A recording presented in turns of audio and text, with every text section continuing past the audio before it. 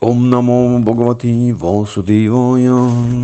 Bhagavad Gita Fəsil 18, mətn 76. Fəslin adı Mükəmməl tərki dünyalıq və yaxud qurtuluş yolu Moksha Yoga. Xoş gördük Bhagavad Gita'nın dəyərli dinləyiciləri. Bhagavad Gita'nın son 3 bütöv Bhagavad Gita'nın son 3 mətnidir bu. 76, 77, 78. Yəni ki, bu bizim Bhagavad Gita'dan yekun söhbətlərimizdir. Krishna Sanjaya burada yekun söhbət eləyir. Sanjaya Bhagavad Gita'nı nəql edəndir kimə? Kor şah Dhritarashtraya. Kurukshetra çölündən çox xeyli uzaqda oturub şahın sarayında orada gedən hadisələri incəliklərinə qədər, xırdalıqlarına qədər danışır. Kor şaha burada dediyi 75-ci mətndə dediyi səbəbdən deyir ki, Şrila Vyasadevanın mərhəməti ilə mən bu Bhagavad Gita'da gedən məxfi söhbəti Arjuna ilə şəxsən söhbət edən bütün mistisizmin ustadı Krishna'dan bilavasitə eşitdim.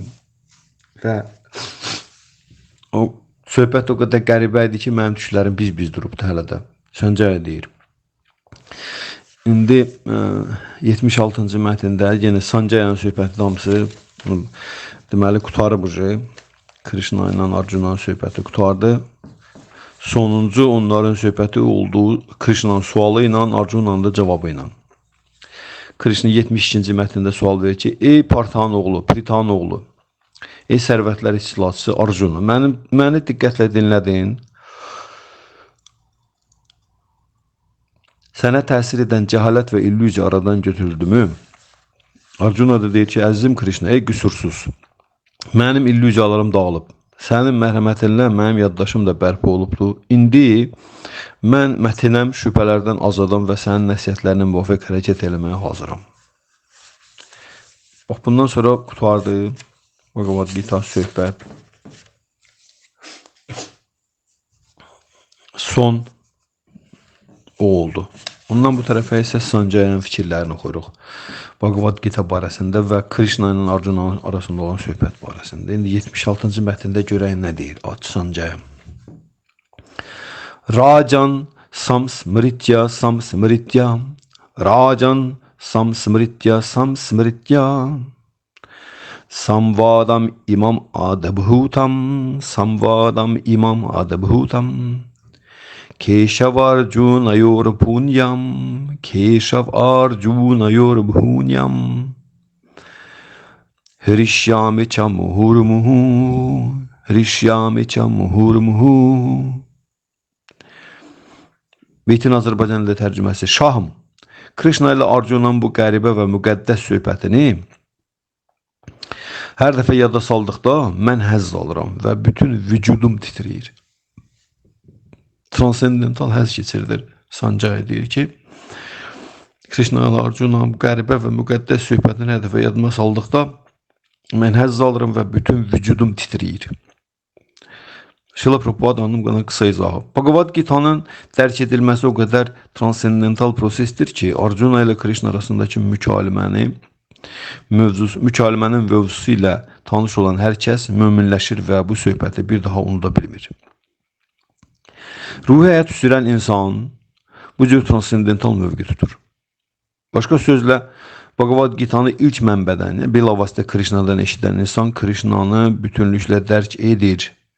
Krishna'nı dərk etməklə insan nurlanır, həyatdan həzz alır və hərdən bir deyil, həmişə, hər an vəcd içində olur. Bu, Bhaktivedanta Swami Şrila Prabhupāda'nın bu beytə verdiyi qısa izahdır. Burada nədir əsas məsələ? Əsas məsələ odur ki, Şrila Prabhupada burada deyir ki, Sanjaya'nın sözünü. Deyir ki, Krishna'nı dərk etməklə insan nurlanır, bir, həyatdan həzz alır, iki, və hərdən bir deyil. Baxın hələ, bu ciddi məsələ budur. Hərdən bir deyil, həmişə, hər an vəcd içində olur. Vəcd nədir? Transendental, ruhi həzz, hansı ki, yerdən, zamandan, şəraitdən asılı deyil. Yəni, həqiqi xoşbəxtlikdir də bu. Bu sözü Krishna özü deyibdi, yadınıza gəlir. Kimin yadına gəlirsə, mən xatırladım da. Buna bənzər bir fikri Krishna özü harda deyibdi? 9.2-də. 9-cu fəslin 2-ci mətnini tərs səslənir. Raja Vidyam, Raja Guhyam, Pavitram, İdam Uttamam, Pratyakshava Gamam, Pratyakshava Gamam, Sadharmam, Susukam, Kardumavyayam. Raja Vidyam, Raja Guhyam, Pavitram, İdam Uttamam, Pratyakshava Gamam, Sadharmam, Susukam, Kardumavyayam. Deyir ki, Krishna deyir. Deyir, bu bilik Arjuna hansı ki mən sizə açıram. Bu bilik biliklər sahı, sirlər sirridir. O paçdır. O paçdır. İnsanı bilavasitə özünü dərk etməyə imkan verdiyinə görə din kamilliyidir. Onun həyata keçirilməsi insana sevinç gətirir. Xoşbəxtlik gətirir. Susukam xoşbəxtlik deməkdir. Bu 9-cu fəslin 2-ci mətnində deyir Krishna. 9.2. Burada da görürsünüz, eyni sözdür ki, transendental biliyi insan öyrənəndə, dərk eləyəndə həzz içində olur. İnsan daim həzz içində olur. Bilirsiniz? Niyə görə? Ona görə ki, bu ruhi bilikdir. Ruhi bilikdir bu. Bhagavad Gita ruhi bilikdir. Sırf qatı ruhi bilikdir. Yəni, ruhun təbiətindən bəhs eləyir, ruhun varlığından, təbiətindən, ruhun konstitusional mövqeyindən, ruhun Tanrı ilə qarşılıqlı münasibətlərindən, bizim ruhi can adlı fərdi şəxsiyyətimizin. Və bir də Tanrının şəxsən özündən bəhs eləyir. Ruhi can, əbədi təbiəti daim həzz içində olmaqdır. Xoşbəxtlik və həzz ruhun əbədi təbiətidir, halıdır. Tanrı Allah-ı şəxs isə xoşbəxtliklə həzzin bitib tükənməz mənbəyidir. İndi Bhagavad Gita bundan bəhs eləyirsə, sizcə burada deyilən bu beytin mənası nə deməkdir? Gördünüz. Sanjaya bu söhbətə qulaq asıb, Arjuna ilə Krishna arasında. Onlar danışırlar, Sanjaya qulaq asır ki, şaha danışsın. Sanjaya deyir ki, mən bu qəribə və müqəddəs söhbəti hər dəfə yadıma salanda həzz aran və bütün vücudum titriyir. Şrila Prabhupada da bunu bu cür izah edir. Deyir ki, Krishnanı dərk etməklə insan nurlanır. Nurlanmaq düşüncəsində və dərrakəsində, xüsusilə dərrakəsində də insanın nə deyib? Ruhi və ilahi bilik üzərində köklənməsi ilə baş verir. İnsanın dərrakəsi ruhun rifahı Tanrının iradəsindən bəhs edən biliklə, bilik üzərində köklənəndə insan dərrakəsi. Belə insan nurlanır. Nurlanmaq cəhalətin əksidir. Cəhalətə qapılmağın. Bilirsiniz, nurlanmaq. Belə insanın sifətindən nur yağır. O kəsin ki, dərrakəsi ruhun rifahı və Allahın ali iradəsini təmsil edən, göstərən bilikdən doludur, bərqərar olubdur o bilikdə. Belə insan nurlanmış insan sayılır. Həyatından həzz alır. Belə insan həyatdan həzz alır. Belə insan həyatdan həzz alır, niyə görə? Çünki maddi dünyada ola-ola, belə insan maddi dünyada burada ola-ola, maddi enerjinin, mayan, illüzor enerjinin təsirindən demək olar ki, azad olur. Və hər yerdə Tanrını və necə deyirlər, ruhi təbiəti görmə qabiliyyətinə malik olur. İndi bu da ruhda dedik axı, həzz deməkdir. Həzz ruhun əbədi halıdır, həzz almaq, xoşbəxt olmaq. Bu, Bhaktivedanta Swami Şrila Prabhupadanın sözüdür ki, insan həyatının mənası həzz almaqdır. Həzz onun həyatının mənasıdır. Məhz buna görədir ki, materialist özü belə, ateist özü belə, demon özü belə, daim burada həzz axtarır. Daim hər şeydən həzz axtarmağımızın səbəbi nədir? Bu deməkdir ki, bizim ruhi şəxsiyyətimiz əbədi olaraq daim həzz içindədir. Ona görə biz burada həzz axtarırıq, bildiyiniz nətərim? Həzz axtarırıq, hər şeydə həzz axtarırıq. Həzz olmadısa nə çoxlu pulun, nə biliyin, nə mövqeyin, heç nəyin mənası, hər şey mənasızlaşır əgər orada həzz yoxdursa. Və biz özümüzün ruhi təbiətimizdən, Tanrı ilə qarşılıq münasibətlərimizdən həzz almayanda, Tanrının illüzor enerjisi, madde enerji, bildiniz nətər? O bizə özümüzü nə ilə eyniləşdiririksə, yəni bədənlə eyniləşdiririksə, bu bədənlə əlaqədar bizə həzz, cürbəcür həzz variantları atırır qabağımıza. Çünki Tanrı, necə deyirlər, Tanrı yaratdıqlarının qayğısını hər yerdə, hər anda çəkməyindədir ki, bu məndən üz döndəribsə, illüzor enerji deyir ki, o həzz almalıdır. Bu mənim övladımsa, o həzz almalıdır. Necə ki, o təsəvvürü gətirin də, belə bir çox həddindən ziyada bir varlı adamı xəyalınıza gətirin, belə milyarder adamdır. Başa üstünə nətər. Onun da övladları, hansı imkanlı, pullu adam istəməz ki, onun övladı hər dəqiqə həzz içində olsun. Hamısı istəyir, də deyil. Hər dəqiqə həzz içində o istəyir ki, mən bu qədər pulum var, düzdür, mənim övladım nəyə görə əziyyət çəkməlidir nədənsə. Fikir verərsiniz, belə bir insan, psixoloji durun yadınıza, xəyalınıza gətirin. Mən belə insan tanıyıram da. O övladlarına bütün şəraiti yaradır. Övlad nə istəyirsə də, qa deyir, ət verir, deyir, qu deyir, su verir, o nağılda deyirlər. Ki, o nədir ki, mənim uşağım həzz almalıdır, heç. Bütün istiraplardan hiss eləməyə çalışır, heç nədən istirap çəkməməlidir, heç nədən fikrini çəkməməlidir. Həzz almalıdır, başa düşürsünüz. Bax, bu illüzor enerjidə Tanrı Allah Ali şəxsin iradəsidir ki, Tanrı Ali şəxs özü əbədi həzz içindədir, Krishna daim. Və təbii ki, onun övladı, biz onun balaca hissədikləri, o bizdə, həmən həzz bizdə də var və biz özümüzü fiziki bədənlə eyniləşdiririksə, ruhi təbiətimizi unutmuşuq, Tanrını da unutmuşuq, düzdür, qırağa qoymuşuq. Ona görə həmən o həzz, bizim o həzz ki, həyatımızın mənasıdır, onu Krishna'nın illüzor enerjisi başlayır bizə verməyə. İllüzor enerji bizə o həzzi verir, bildiniz nətəri?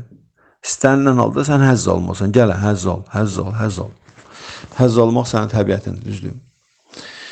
Amma biz özümüzü cisimlə eyniləşdirəndə biz Tanrı Allah Ali şəxs kimi həzz almağa çalışırıq. Allahın həzzalanlığı mövqeyində oluruq. Krishna da illüzor enerji deyir ki, ver da, elə istəyir, ver da. Mənim mövqeyimi istəyir, ver ona. Ver, qoy həzz alsın. Bildiniz nətər? Və biz materialistlər maddi dünyada hər şeydə həzz axtarırıq burada. Yeməkdə, seksdə, nə bilim də, hər şeydə də həyatdan həzz almağa çalışırıq. Biz həyatdan həzz almağa çalışırıq. Bizim burada da deyir, Şrila Prabhupada da deyir ki, Krishnanı dərk etməkdə insan nurlanır, həyatdan həzz alır. Və hərdən bir deyil, həmişə hər an vəzn içində olur. İndi bu Şrila Prabhupadanın dediyi ilə bizimkinin arasında fərq var. Özdə çox böyük fərq var. Belə, necə deyirlər, əsaslı fərq var. Elə Krishna şuuruna gəlməklə Krishna şuurunda olmamağın arasında fərq də bundan ibarətdir. Krishna şuuruna gələn insan var, bir də Krishna şuurunda olmayan insan var, düzdür? Hər halda, hər iki halda biz həzz almağa can atırıq və həzz almaq istəyirik, hər iki halda. Krishna şuurunda olan insanın, deyir, Şrila Prabhupada deyir ki, belə insan deyir, nurlanır, düzdür, və həyatdan həzz alır. Hərdən bir deyil, həmişə, hər an vəcd içində olur, hər an vəcd şeydir bu, ruhi həzz deməkdir, ruhun həzzi, ruhun xoşbəxtliyi, transendental həzz, yerdən zamandan şəraitdən asılı olmayan həzzə deyilər vəcd. Vəcdə gəlmək. Ekstaz, buna deyirlər ekstaz halı. Amma fərq ondadır ki, biz o həzzi, materiya, maddi bədənlə özünü eyniləşdirib almağa çalışanda, bu səhv mövqe olduğuna görə, çünki mən bədən deyiləm axı. Bədən bizə verilmiş aparatdır, maşındır, illüzor enerjinin aparatıdır, maşınıdır. Və biz özümüzü inatkarcasına onunla eyniləşdirib həzz almağa çalışanda, Krishna, necə deyirlər, həmən o sonsuz dərəcədə varlı bir ata kimin, Krishna'nın var dövlətinin sonu yoxdur. O güzəştə gedir bizə, illüzor enerjinin vasitəsilə. Bizə güzəştə gedir, biraz imkan ver ki, biraz imkan ver, qoy alsın da həzz. Deyir o, Krishna xəsis deyil. Mənim övladım da, hətta belə lap mənim yerimə durmaq istəyir. Oğul, yaxşı, gəl, ol görüm hələ bir o uşaq atası uşağı ilə oynayar, belə cürbəcür. Uşağı böyük yerinə qoyar, nəsə ondan belə əylənər. Krishna da belə imkan verir ki, ver də. Amma biz onu özümüzə güzəşt olunduğunu dərk eləyəndə, biz onu bir müddət edən sonra həmən dəqiqə başa düşsən ki, yox, bu mənim mövqeyim deyil də. Həmən dəqiqə öz mövqeyimi durmağa çalışanda buna deyirlər sağlam düşüncəli insan.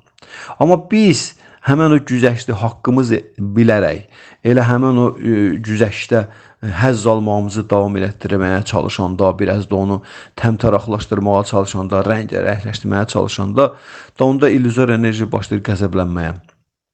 Ki sən hələ nə qədər məni istismar eləmək istəyirsən. Çünki bizim illüzor enerji ilə özümüzü eyniləşdirib həzz almağa çalışmağımız onu istismar eləməyimiz deməkdir. İstismar nə deməkdir? Bizim məqsədimiz yadımdan çıxıbdır. Məqsəd diqqət mərkəzindən yayınıb yoxdur. Başa düşdünüz? Məqsəd Krishnadır. Krishna bizim ruhi təbiətimizi dərk eləməkdir. Krishna dərk eləməkdir, tanımaqdır. Məqsəd maddi dünyadan qurtuluşdur. Məqsəd özümüzün Allah olan sevgimizi bərpa eləməkdir. Məqsəd qayıdıb getməkdir evimizə. Bax, bunların hamısını yadımızdan çıxardırıq tamamilə. Və qatı şəkildə özümüzü cisimlə eyniləşdiririk.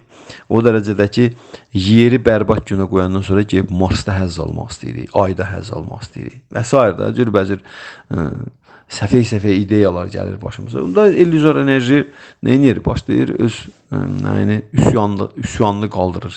İndiki kimin bu saat asırsan interneti hər yeri. Haransa su basıb, haransa nə eləyib, haradasa nə olur. Bu maddi enerji neyinir? Belə canlılara qarşı qəzəblənir ki, sən bizə deyirlər, sən nə qədər naşükür. Nebalaqadarını ruslar deyirlər, nebalaqadarını. Yəni minnətdarlıq, təşəkkür eləmək qabiliyyəti itirmisən. İnsanın Allahı və ruhunu tanımamaq onu nebalaqadarını deyirlər. Nebalaqadarını ruslar deyirlər. Azərbaycan nəyə naşükür, təşəkkür eləməyən, minnətdar olmağı bacarmayan insandır. Biz həmən o kateqoriyaya düşürük. Yəni ki, təcrübə toplamırıq, təcrübəsiz oluruq və buna da sanskrit dilində deyilir avara. Azərbaycan ki, avara sözü var. Biz deyirik avara. Kiməsə deyirik avara. O avara sözü sanskrit sözdür. Tərcüməsi təcrübəsiz insan deməkdir. Təcrübəsiz insan kimdir? Təcrübəsiz insan həyatda şagird mövqeyini tutmağı bacarmayan insandır. Həyatda şagird mövqeyini tutmağı bacarmayan insan hökmən avara kateqoriyasına düşür. Yəni təcrübəsiz insan. Biz özümüzə diqqət edin görəsiniz. Şagird mövqeyi nə deməkdir? Şagird mövqeyi o deməkdir ki, insan başa düşür ki, belə atalardan, belə babalardan, bizim ulularımızdan söz gəlir ki, deyir, həyat bir məktəbdir, həyat məktəbdir. Həyatın məktəb olduğunu dərk eləyəndə insan şagird mövqeyinə durur. Deməli, bura məktəbdirsə, bura müəllimi də var, dərs keçirlər, düzdür. Və şagird mövqeyinə durmağa, bacarmağa deyirlər, bundan əvvəlki mühazirəmizdə bu barədə danışmışdıq, ruhani ustadın vacibliyi. Şagird mövqeyi tutmağı bacarana hökmən ustad göndərir, Krishna öz nümayəndəsini göndərir. Şagird mövqeyini tutmaq, bu özünün fiziki bədəndən fərqli olub, ruhi can olduğu barədə bilik əldə edirsən, şagirdsən axı, düzdür, bilik. Sonra bu biliyin məqamından çıxış eləyəndə sən hər bir şeydə müdriklik görürsən, hər bir şeydə ruhun rifahı üçün bir, nə deyirsən, bir imkan görürsən, bir şərait görürsən. Bax, onda insan başına nə gəlirsə, ondan hökmən təcrübə toplayır. Təcrübə toplayır. Sadəcə olaraq yaşamır həyatını. Belə 4 dənə heyvanı instinkt həyata keçirmək üçün. Yox, yemək, yatmaq, seks. Bildin ətəri. Ahara nidra baya maytunamca. Ahara nidra baya maytunam. Yemək, yatmaq, seks, bir də özü qorumaq olub insan həyatın mənası. Avropa sivilizasiyası. Seks həyatın mənasıdır. Vəssalam, onun ötürü heç nə yoxdur. Belə yox, Belə insana deyil, avara insan. Belə insan heç vaxt təcrübə toplaya bilməz. Yəni, yemək, yatmaq, seksi, bir də özü qorumaq, həyatın mənası qoyan insan avara kateqoriyasına düşür. Heç vaxt o bilməz ki, həyatın mənası nədir. Yəni, təcrübə toplamır da. Təcrübə toplamaq, başına gələnlərdən, yaşadığın həyatdan, ruhun dirçəlişi üçün nəticə çıxartmaq, nəticə hasil eləməyə deyirlər. Nəticə hasil edirsən ruhu dirçəliş üçün, Tanrını tanımaq üçün, əbədi olan dəyərlər sistemi həyatıva qaytarmaq üçün, hər bir dəyərlər sisteminin həqiqisini əldə etmək üçün, saxtalarından kənara durmaq üçün, tərki dünyalıq qurtuluş yolunda irəliləmək üçün, toplanan təcrübəyə deyirlər, həqiqi təcrübə deyirlər buna. Bu cür toplanan təcrübəyə deyirlər, bu açıq olur, bu insan həyatda şagird mövqeyi tutmağı bacaranda. Şagird mövqeyi konkret olaraq o deməkdir ki, insan başına gələnlərin hər bir şeydə özünün payına düşəni birinci götürməyə çalışır. Yaxşı, pis başına gəlir, nə bilim, xoşa gəlməz hadisə başına gəlir, nə bilim, incidiləsin nəsə baş verir bundan, problemlər baş verir nəsə, nə baş verirsə, insan oradan özünün ruhi rifahı üçün olanı birinci götürməyə çalışırsa, belə insana deyirlər təcrübəli insan. Bax, belə insan təcrübəli olur. Amma bunu şagird mövqeyi buna deyirlər. Belə insan şagird mövqeyini tutmayanda, təcrübə toplamayanda belə insan deyirlər avara. İstəyir o elmlər akademiyasının akademik olsun. Əgər o insanın həyatında bax, mən bu dediyim kateqoriya yoxdursa, o avara kateqoriyasındadır, avaradır o. Sanskrit dilində bu söz avara. Belə bir kino da var Hindistanda, avara kino. O avara sözü tərcümə olunur təcrübəsiz insan. İndi biz materialist həyatı sürüb, materialist həyatından təcrübə toplayırıqsa və bunu da özümüzün dırnaqarası tələbələrimizlə, şagirdlərimizlə bölürsə, söhbət bu təcrübədən getmir. O təcrübə ki, o məqsəd ki, ona xəstəlik, qocalıq, ölüm nöqtə qoyur, yekə bir dənə yağlı nöqtə qoyursa, o nə təcrübədir, nə də məqsəddir. Düzdür? O belə şeytan əməldir. Allah maya, illüzor enerji aldadıb sən. Amma o təcrübə, o məqsəd ki, hansı ki, xəstəlik, qocalıq, ölüm kimi 4 dənə fundamental problemin fövqündə durur. Bildiyiniz nə tərəf? Bax, onun sayılar həqiqi. O sayılar həqiqi. Transendental. Məhz bu cür insan, burada deyir ki, o insandır ki, Tanrını dərk etmişdir, həyatdan həzz alır, hərdən bir deyil, həmişə, hər an vəcd içində olur, həzz içində olur, hər an. O xoşbəxtlik, o həzz ki, həmişə daim səndəndir, ətrafda baş verən heç nə onu sənin əlindən almaq iqtidarında deyil. Və o, dayanmadan da artan istiqamətdə gedir. Bax, buna deyirlər həqiqi, real həzz. Buna deyirlər ruhun həzzi, buna deyirlər ruhi canın Tanrı ilə qarşılıqlı münasibətlərindən gələn həzz. Çünki artan həzz bu demək ki, bitib tükənməz mənbəyi olanla kontakta girəndə gəlir o. Daim artan. Çünki onda axı bitib tükənməzdir. Sonu yoxdur. Krishnanın həzzinin və xoşbəxtliyinin həddi hüdudu yoxdur. Artan həzz adamın ağlına da gəlmir. Nətər daim artan həzz? Belə şey olur bəyəm? Hə. Ruhun təbiətində. Çünki sən o bitib tükənməzlə kontakta girirsən ona görə. Ondan, o da bitib tükənməzdirsə, bəyəm daim artan olan deyil, daim artan olacaqdır. Və bu səbəbdəndir ki, bizim buna konkret dəlildir ki, biz burada heç nədən məmnun olmuruq. Heç nəyin miqdarı bizi məmnun eləmir. Materialist olsan belə, ateist olsan belə, qatı materialist, ateist. Nə Allah tanırsan, nə ruh tanırsan. Heç nəyin miqdarı səni məmnun eləyən deyil. Nə var dövlətin miqdarı, nə biliyin miqdarı, nə aldığın həzzin miqdarı, nə xoşbəxtliyin miqdarı, nə malın, mülkün, sərvətin miqdarı, nə mövqeyin miqdarı, heç nəyin miqdarı insan burada məmnun eləmir. Bu faktdır. Bildiniz, bu bir fakt. Ona görə insan bir müddətdən sonra düşür depressiyaya. Nəyin dalıca qaçsın, elə deyil. Nə seksin, heç nəyin miqdarı insanı burada məmnun eləmir. Həmişə axtarır, yenə, rəngərəngli, müxtəliflik. Niyə? Bunun dalında nə durur? Bunun dalında bizim ruhi təbiətimiz və ruhun Tanrı ilə əbədi, əzəli əlaqəsi, münasibətləri durur. Ona görə. Bildiyiniz nətər? Amma mən onu unutmuşam, qoymuşam qırağa, tutmuşam özümün ət-sümük qansidik nəcib birləşməsinə ibarət olan fiziki bədənimin yaxasından ki, mən bu şeylərin hamısını indi səndən alacağım. Bitib tükənməz biliyi, bitib tükənməz həzzi, kayfı, sevinci, xoşbəxtliyi, var dövləti, malı, mülkü, sərvəti və s. Bunlar da maddiyyat məhdudlandırılmış bir şeydir. Maddiyyat bizə yad olduğuna görə onu bizə Krishnanın maddi enerjisi, illüzor enerjisi müvəqqəti olaraq təqdim edir ki, biz eyni zamanda öz iddiamızı həyata keçirdək. Nə iddiamızı? Mən və mənimdir. Mən və mənimdir, bu bizim iddiamızdır. Başa üstüncə. Hacan ki, bu bədən deyirəm mənəm, ondan sonra bunu mənsubiyyəti, məxsusiyyəti, mülkiyyəti, adı, sanı, şöhrəti, mövqeyi və s. Bunların hamısı gəlir ortalığa, bunlara deyirlər cəhalət və cəhalətin həndəsi silsilə ilə genişlənməsi. Buna deyirlər mən və mənimdir. Onu, bu mən və mənimdir iddiası həyata keçirmək üçün maddi enerji Krishna güzəştə gedir. Ver eləsin, onu da görüm hələ, düzdür. Amma müdriklik ondadır ki, sən paralel olaraq Tanrının da təklifini qəbul edəndə özünü dərk etmə barədə hər dövr üçün verir. Onu da qəbul edib həyata tətbiq edəndə sən paralel bu ikisini eləyəndə təcrübə toplayırsan. Başa düşürsünüz? Təcrübə məhz bu vaxt baş verir.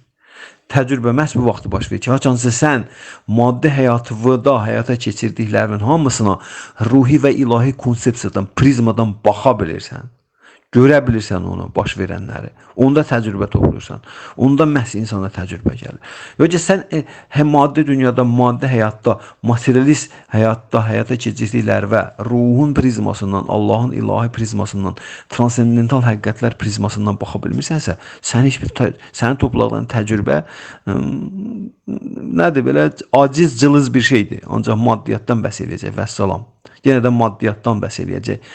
Və bu da insana heç vaxt qurtuluş gətirmir. Və bu da insana heç vaxt bütün dəyərlərin həqiqisi ilə nə eləmək, təmasa girməyə gətirmir. Gətirmir və belə insan xoşbəxtliyi müvəqqətidir. Bu gün var, sabah yoxdur. Ona görə Şrila Prabhupada burada sonunda fikrini ondan bitir ki, həyatdan həzz alır və hərdən bir deyil, həmişə, hər an vəcd içində olur. Kim Krishnanı dərk edən insan? Tanrını dərk edən insan. Bildiniz nə tərif? Budur. Bu beytin canım. Və bu Sanjaya Arjuna ilə Krishna'nın söhbətinə qulaq asandan sonra Sanjaya da özünü də və Tanrını dərk eləmişdi. Krishna'nı da özünü də dərk eləmişdi. Bildiniz? Bunda Bhagavad Gita Krishna ilə Tanrının, üzr istəyirəm, Krishna ilə ruhi can bizim şəxsiyyətimizin arasındakı münasibətləri, ruhani üstadla ruhani üstada müraciət məsələsi həll edir. Ancaq ruhani üstadın vasitəsilə bunu həyata keçirmək olur. Sanjaya'nın bu vəziyyətə düşməyi ruhani üstadın mərhəməti nə olmuşdu? Özü bunu dedi. 75-ci mətnində deyir ki, Şrila Vyasadeva'nın mərhəməti ilə, Şrila Vyasadeva kim idi? Sanjaya'nın qurusu, ruhani üstadı. Deyir ki, məhz onun mərhəməti ilə mən bu məxfi söhbəti Arjuna ilə Krishna'dan eşitdim. Krishna da bütün mistisizmin ustadıdır, hökümdarıdır. Yogeshvara'da Krishna'dadır. Yogeshvara, yogadır, işvarada nədir? Hökümdar. Yoga hökümdarı Krishna, mistisizmin ustadı. Və deyir, mən bu söhbəti eşidəndən sonra deyir, mən bütün bədənimdə tüşlərim biz-biz durur. İnsanın bədənində tüşlər ekstazdan biz-biz dura bilər. Bildi? Bu bir əlamətidir. Ekstazın bir əlamətidir, tüşlərin biz-biz durmağı. Digər bir əlamətin adını isə Sanjaya burada çəkir. Deyir ki, və mən bu söhbəti sadəcə olaraq azcan olanda yadıma salan kimi deyir, mən bütün vücudum başlayır titrəməyə və mən həzz duyuram. Böyük bir dərin bir həzz duyuram. Transendental həzz, yəni ruhdan gələn həzz. Ruh həzz alır Tanrı ilə kontakta girəndə, Tanrını dərk eləyəndə, Tanrını duyanda, Tanrının təmasa, öz ruhi təbiətini, insanın birinci həzzi öz ruhi təbiətindən kontakta gələndə alır. Sonra da onun daim artan, Şrila Prabhupada deyir, daim artan həmişə, hər an olanını Tanrı ilə kontaktından hiss edir. Bildiniz, bu real nəticədir. Sadəcə olaraq dindarlıq deyil, Krishna şuuru. Krishna şuuru elmi, fəlsəfəsi, praktikası, bu sadəcə olaraq dini bir mənsubiyyət deyil, dini bir proses deyil. Xeyr, Krishna şuuru tamamilə dindən kənar bir şeydir. Krishna şuuru real nəticə deməkdir, real. Real, bu dünyada yaşaya-yaşaya real olaraq hər şeyi duymaq deməkdir. Nəyi xoşbəxtliyi, real həzzi, özü ruhi təbiəti, Tanrını və onunla kontaktları duymağa deyirlər Krishna şuurunda olmaq. Bu real nəticə, yəni ortada real nəticə olmalıdır. İnsan bu nəticəyə can atmalıdır. Sadəcə olaraq formal ayin icra eləmək, formal mənsubiyyət daşımaq və formal sürətdə ancaq qiyamət gününü gözləmək, sonra cənnətə girmək üçün zahidlik. Bunlar dini baxışlı həyata sadəcə adicənə materialist dini baxışdır. Materialist dini. Materialist dini var, idealist dini var. Amma Krishna şunda işte məsələ transcendentaldır. Həmən dəqiqə, bu saat, indi burada. Bildiniz. Mənim xoşbəxtliyim, həzim indi bu saat burada, bu dəqiqə olmalıdır. Mən onu duymalıyam. Nəticə olmalıdır ortalıqda.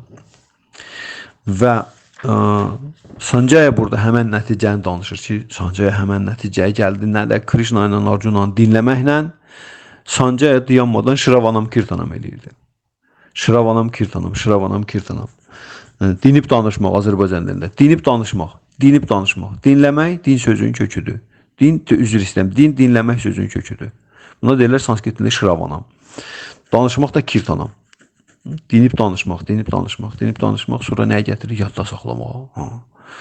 Bu Sanjaya burada nə edirdi? Sanjaya dayanmadan Krishnanı dinləyir.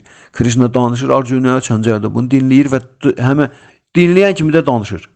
Baxın kimə? Dhritarashtraya, Şorşaha. Yəni Sanjaya bu iki dənə prosesi, hansı ki Bhakti Yoga'nın 9 dənə prosesi var.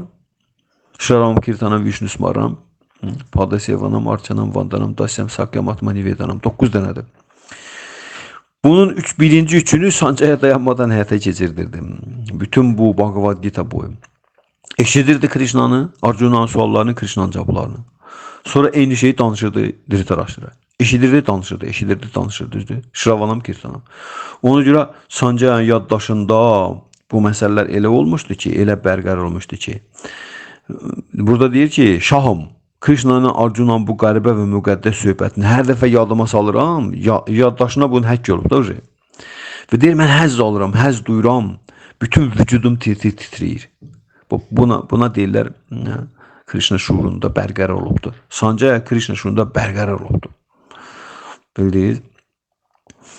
Və Krishna şuuru prosesinin indi hansı ki təbliğ eləyir Beynəlxalq Krishna şuuru cəmiyyəti, Krishna şuuru prosesinin, praktikasının, fəlsəfəsinin mahiyyəti odur ki, bizim həzz almaq istəyimizi, bizim daim həzz istəyirik, daim xoşbəxtlik istəyirik. Bu bizim haqqımızdır. Bizim haqqımız budur. Amma ki biz öz təbiətimizi tanıyanda, ruhi təbiətimizi tanıyanda biz başa düşürük ki, biz həzz verməklə həzz alanıq. Həzz verməmiş, həzz alan deyilik biz. Həzz verməmiş, həzz ala bilmirik biz. Biz həzz verməklə həzz alırıq. Bax, o həzz verdiyimizi də biz Tanrını tanımayıb bu dünyaya verəndə o hökmən ikiliyin təsir altına düşür. Maddiyyat ikilik deməkdir. İkili burada, ikili dünyada. Xeyr, şər, yaxşı, pis, isti, soyuq, cənnət, cəhənnəm. Bu maddi dünyanın təbiətidir. Materiya, ruh, maddiyyat, manəviyyat, idealizm, materializm və s. Bu ikilik bu maddi dünyanın təbiətidir. Bunun arxasında nə durur? Bunun da arxasında onun tədris, tərbiyə xarakteri daşımağıdır. Tədris, tərbiyə xarakteri daşır. Ona görə ikilidir. Doğuluş, ölüm, xəstəlik, qocalıq, bədbəxtlik, xoşbəxtlik və s. da o Nizami Gəncəvin əsəri var. Xeyr, şər. Buna görə də biz bu cür həzz almağa çalışanda bilavasitə biz düşürük bu ikiliyin təsir altına. Yəni bu gün həzz alırsansa sabah sənə istiraf verirlər. Bu gün həzz alırsansa sabah istiraf çəksən. Bu da müdrik adamlar üçün bu düşündürücüdür, səfih adamlar üçün isə bu cəza xarakteri daşıyır. Cəzalandırırlar, biraz həzz aldığına bəsdir də, özü hacan dərk eləyəsən. Bildiniz nətərim? Və maddiyyatda əslində həzz yoxdur, ancaq istirafdır. Bizə elə gəlir ki, həzz alırıq. Bizə elə gəlir ki, biz xoşbəxtik. Bizə elə gəlirlə bizim həqiqətən xoşbəxt olmağının arasında əsma təfavüt var.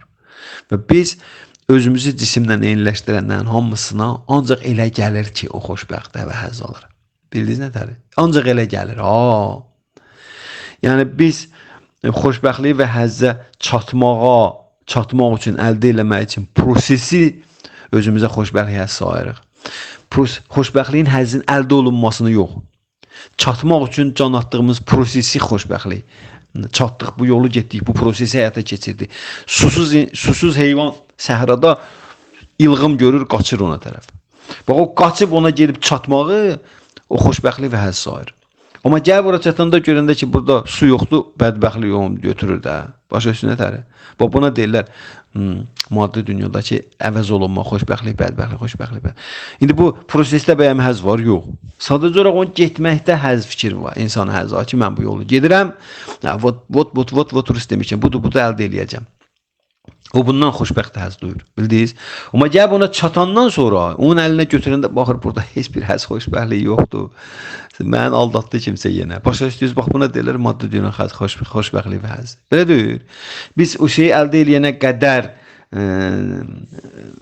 oğlanla qız tanış olurlar. Bütün bu dünyanın nədir axı, şairlərinin, yazıçılarının yazdığı romanlar, pyeslər hamısı bax bu cür şeyin ətrafında qurulubdur. Yəni ki, qəhrəmanların həyatı o ana qədər ki, açan bunlar qovuşacaqlar, cürbəcür o gözləmələr var, ajidaniyalar deyirlər, usta gözləmələr, cürbəcür triklar, cürbəcür o vəziyyətlərə düşmək, çətin filan beşməcən nəyə can atırlar? Bax, ora bax, ora, son anda bunlar qovuşacaqlar, düzdür. Bax, bunda bir xoşbəxtlik görürük biz. Bunda bir həzz görürük biz, düzdür, bunda. Amma gəl bu bir yerə birləşəndən sonra baxırsan ki, yox, burada heç bir xoşbəxtlik zad yox idi sən demə. O, deyir o şey var, Məcnunla Leyli'nin əhvalatı var, Leyli Məcnun. Məcnun dəli olur Leyli'dən ötürü. Onu qovuşmaq üçün çatır, deyir ki, sən baxır, yox, bunda döyür o Leyli, sən o Leyli döysən, mənim axtardığım döysən, sən demə mənim axtardığım başqa şeymiş. Bunun axtardığım, bunun Leylisi Tanrıdır, Krishnadır. Bildiniz nə tərim? Məsələ məğzun başındadır ki, mənim axtardığım Leyli, sevgim, obyekti Krishnadır. Biz Krishnanı axtarırıq, biz Tanrını axtarırıq. Bildiniz nə tərim?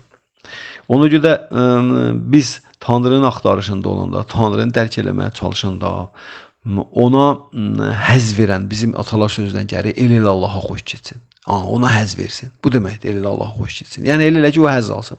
Ona həzz verəndə bizim aldığımız həzz sözün əsl mənasında həzz olur. Tanrını razı salanda, Tanrını xoşbəxt eləyəndə aldığımız həzz sözün əsl mənasında həzz olur. Bildiniz? Elə belə söz deyir o. Bhaktivedanta Swami Srila Prabhupada deyir ki, o həyatda uğur və müvəffəqiyyət qazanmağın düsturudur. Nə? Allaha xoş gedir ya yox.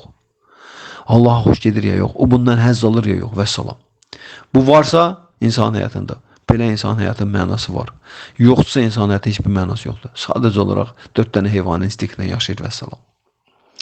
Ona görə də bizim həmən o Srila Prabhupada'n burada dediyi o transendental vəcd, həzzə nail olmağımız, Krishna şuurunda həzz almağının, materialist dünyada həzz almağın fərqi bunun başındadır.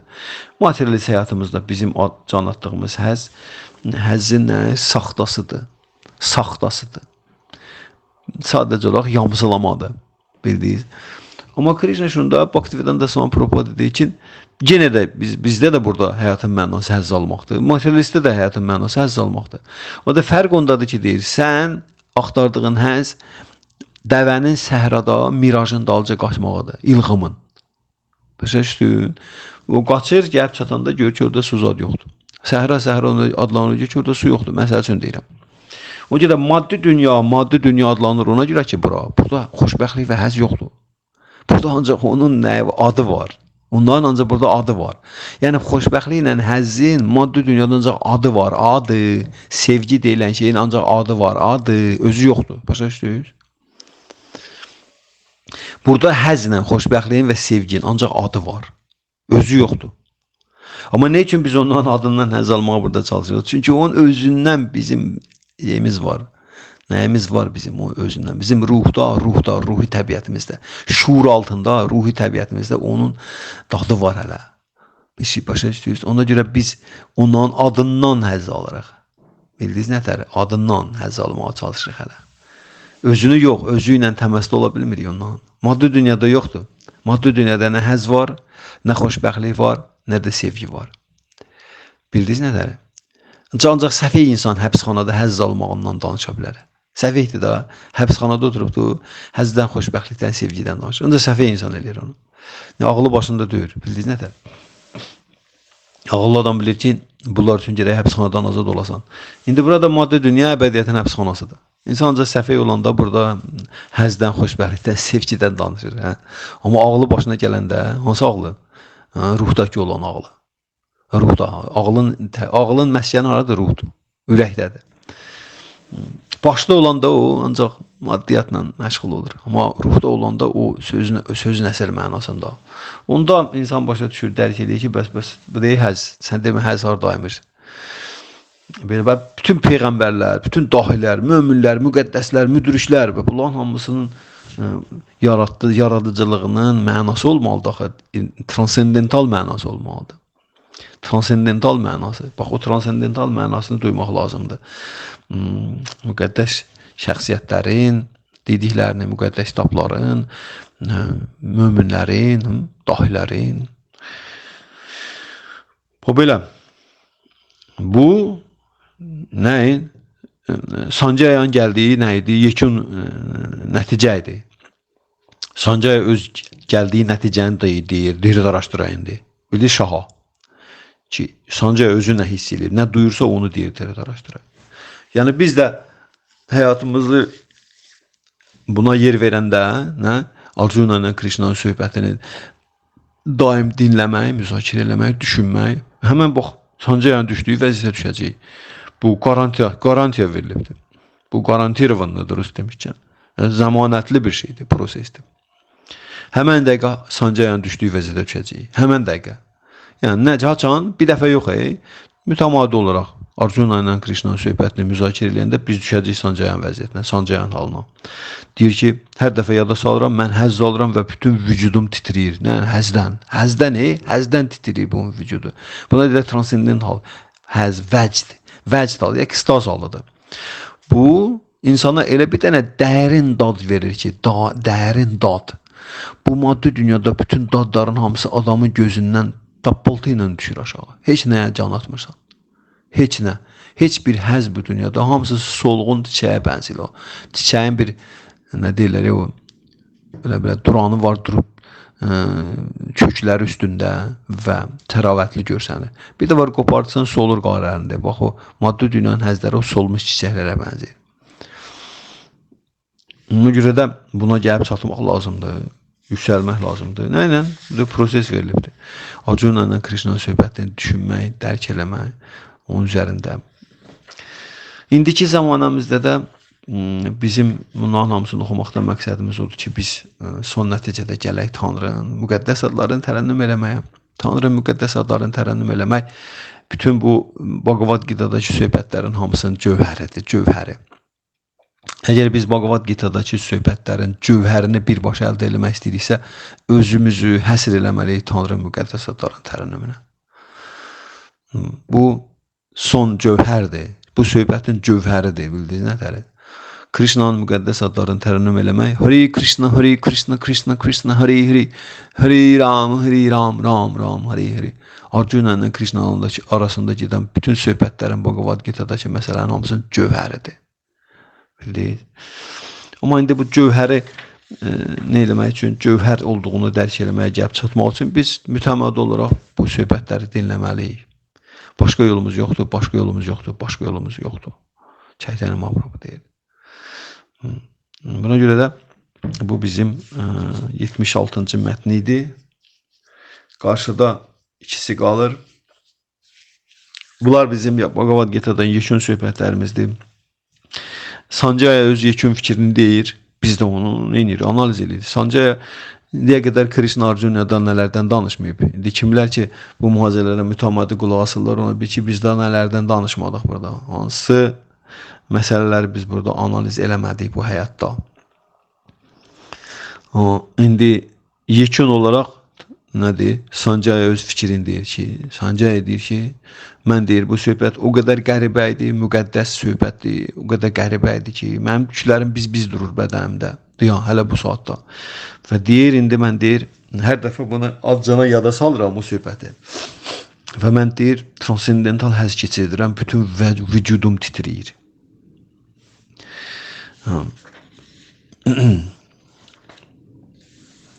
Ona görə də Bhagavad Gita'nın mühazirələrini qulaq asmaq, dinləmək, Bu sadəcə bir dənə vaxt keçirmək deyil, bu sadəcə nəsə bir dənə necə deyirlər, belə bir formal bir şey deyil. Bu konkret nəticəyə gəlib çatmaqdır. Konkret nəticəyə çatmaq. Krishna şuuru hərəkatında məqsədi bizi insan xoşbəxt eləmək və həzz verməkdir ona ki, sadəcə olaraq materialist olanda bizim getdiyimiz ünvan nədir? Yanlış ünvandır. Yanlış yerdə axtarırıq biz. Axtardığımızın ünvanı səhvdir. Axtardığımız həqiqidir. Yəni biz həzz axtarırıq, məmnunluq axtarırıq, xoşbəxtlik axtarırıq, sevgi axtarırıq. Materialist olsaq da belə, düzdür? Bu normaldır, həqiqidir bunlar. Amma ünvanı səhvdir, bildiniz. Biz səhv ünvanda axtarırıq onu. Ünvan səhvdir, bildinizmi? Vəssalam.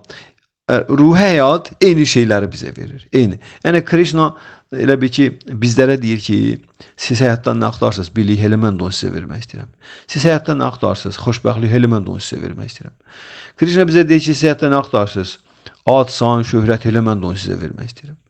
Krishna deyir, siz həyatda nə axtarsınız? Həzz, məmnunluq axtarsınız. Elə mən də onu sizə vermək istəyirəm. Yəni, siz burada nə axtarırsınızsa, mən də elə onu sizə vermək istəyirəm.